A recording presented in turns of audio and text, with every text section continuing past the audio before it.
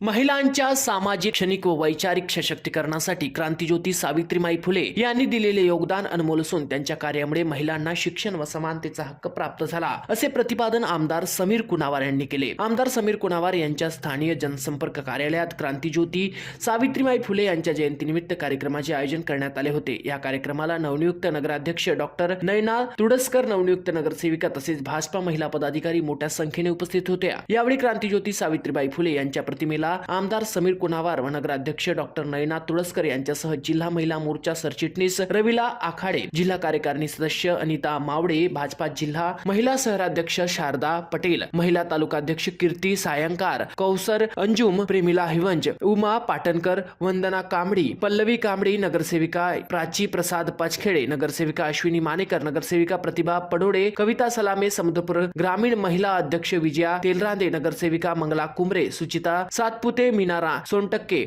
इत्यादी उपस्थित मान्यवरांनी पुष्पहार अर्पण करून अभिवादन केले। कार्यक्रमातून सावित्रीबाई फुले यांच्या कार्याचा आदर्श घेऊन महिलांच्या प्रगतीसाठी कार्य करण्याचा संकल्प व्यक्त करीत महिलांनी क्रांतिज्योती सावित्रीबाई फुले अमर रहे च्या घोषणा दिल्या। महाराष्ट्र T24 करिता आशिफ कुरेशी, हिंगणघाट, वर्धा।